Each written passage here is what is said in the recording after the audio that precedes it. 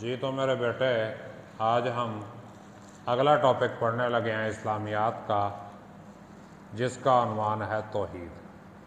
توحید عربی زبان کا لفظ ہے جس کا معنی ہے ایک ہونا یا ایک ماننا۔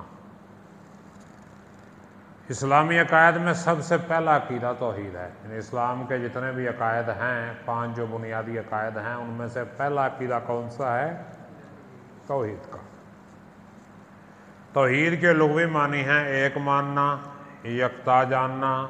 دین کی اصطلاح میں اس سے مراد یہ ہے کہ سب سے اعلیٰ اور برتر ہستی اور ساری کائنات کی خالق و مالک ہستی کے واحد اور یکتا ہونے پر ایمان لایا جائے اور صرف اسی کو عبادت کے لائق سمجھا جائے۔ حضرت آدم علیہ السلام سے لے کر ختم المرسلین حضرت محمد رسول اللہ صلی اللہ علیہ وسلم تک جتنے بھی پیغمبر تشریف لائے، سب نے لوگوں کو توحید کی تبلیغ کی اور انہیں بتایا کہ کائنات کی تمام اشیاء اللہ ہی کی مخلوق ہیں، سبھی اس کے عاجز بندے ہیں، اس لیے صرف اللہ ہی کی عبادت کرنی چاہیے اور اس کے احکام کو ماننا چاہیے۔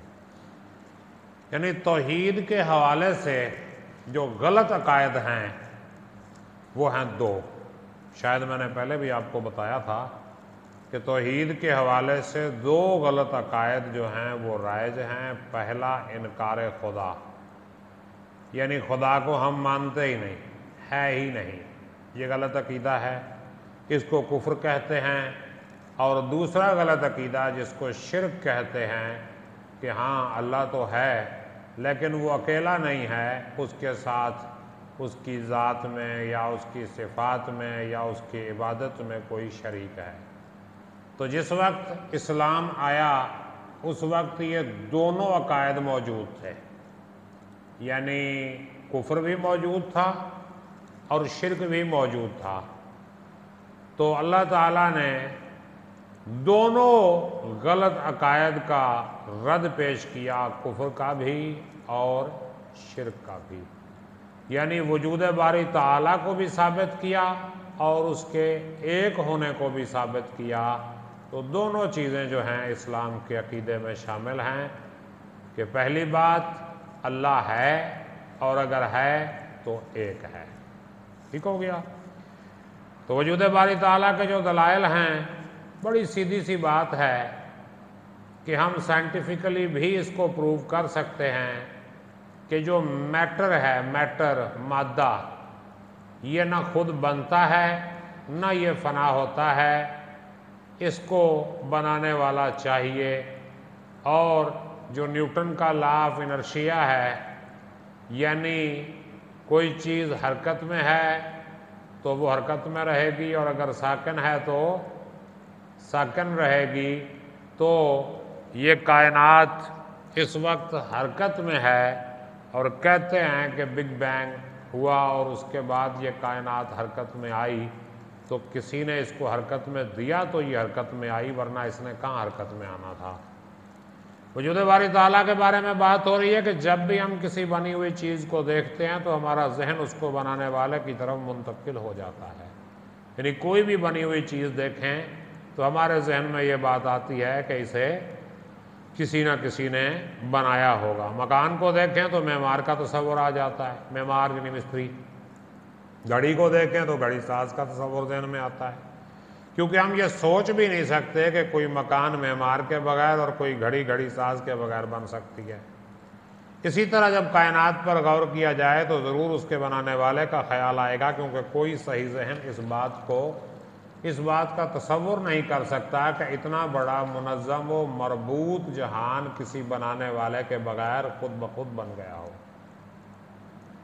اللہ تعالیٰ نے قرآن میں فرمایا افی اللہ شک، کیا اللہ میں شک کرتے ہو؟ کیا اللہ کے بارے میں شبہ کرتے ہو؟ فاطر السماوات والارض، جو آسمانوں اور زمین کا بنانے والا ہے، یعنی آسمان اور زمین بنے ہوئے دکھائی دے رہے ہیں تو کوئی ان کا بنانے والا بھی ہے۔ اور کائنات پر جب گہری نظر ڈالی جائے تو اس میں ایک نظم و ضبط نظر آئے گا، کہیں بھی بے ترتیبی نہیں ملے گی۔ اب اس کی دلیل اللہ پاک نے سورۃ الملک کی آیت نمبر 3 اور 4 میں دی ہے۔ الذی خلق سبع سماوات طباقا، وہ جس نے 7 آسمان پیدا کیے طباقا طے بتائے. ما تری فی خلق الرحمن من تفاوت، تو نہیں دیکھے گا رحمان کی صنعت میں کوئی فطور. فطور کا مطلب خرابی. فرج البصر، پھر نظر ڈال لے. هل تری من فطور، کیا تجھے کوئی خرابی نظر آئی؟ کیا تجھے کوئی خلل نظر آیا؟ ثم ارجع البصر، پھر نظر ڈال لے. کرتین، کرتین کا مطلب بار بار نظر ڈال. ینقلب الیک البصر، تیری آنکھ، تیری نظر واپس لوٹ آئے گی. خاسئا وہو حسیر، خاسئا رد ہو کر تھک ہار کے واپس آ جائے گی. یعنی اگر ہم اس کائنات میں کوئی نقص ڈھونڈنا چاہیں تو بار بار ہم دیکھتے رہیں پھر بھی ہمیں نظر نہیں آئے گا. دیکھیں یہ ہمارے اوپر چھوٹی سی ایک چھت ہے. اس چھت کو ہم اگر دیکھیں تو کہیں سے یہ اونچی نیچی نظر آئے گی، کہیں اس میں کوئی دراڑ نظر آ جائے گی، کہیں مکڑی کا جالا نظر آ جائے گا، کہیں سے رنگ اترا نظر آ جائے گا، کہیں سے کوئی دھبا نظر آ جائے گا. لیکن جب ہم آسمان کی چھت کو دیکھتے ہیں تو اس میں کوئی خرابی نظر نہیں آتی. ہم ویسے عام آنکھ سے دیکھتے رہے، کوئی خرابی نظر نہیں آئی. پھر سائنسدانوں نے دوربینوں سے دیکھنا شروع کیا، پھر بھی کوئی خرابی نظر نہیں آئی. اگر دیکھیں سورج اپنے مدار میں گردش کر رہا ہے اور چاند اپنے مدار میں. سورج چاند کے مدار میں نہیں جاتا اور چاند سورج کی طرف نہیں بڑھتا. اسی طرح ایک خاص وقت تک رات رہتی ہے اور ایک خاص وقت تک دن.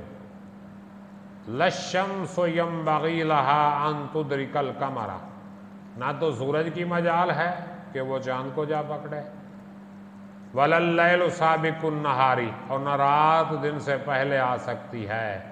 وَكُلٌّ فِي فَلَكٍ يَسْبَحُونَ، اور وہ سب کے سب ایک دائرے میں، فی فلکن یسبحون، ایک دائرے میں تیر رہے ہیں. اور کائنات کی ہر چیز ایک مقررہ انداز اور خاص نظم و ضبط سے چل رہی ہے. اِنَّ كُلَّ شَيْءٍ خَلَقْنَاهُ بِقَدَرٍ، کائنات کا یہ نظم و ضبط اس بات کی روشن دلیل ہے کہ ایک ایسی اعلیٰ و برتر ذات موجود ہے جس نے کائنات میں یہ خوبصورت نظام پیدا فرمایا ہے. یہ بات سمجھ میں آئی؟ تو یہاں تک ہم نے یہ کرنا ہے. تو سوموار والے دن تو ہم اردو کریں گے. تو یہ فرائیڈے کو دوبارہ جو ہے یہ ٹاپک آپ نے کرنا ہے. اگر کہیں سے سمجھ نہیں آتی، کوئی سوال آپ کے ذہن میں آتا ہے تو وہ آپ کر سکتے ہیں. جی بیٹا، کوئی سوال، کوئی بات، کوئی چیز آپ کے ذہن میں آتی ہے تو کر لیں. مک گئے سوال؟ ٹھیک ہو گیا جی.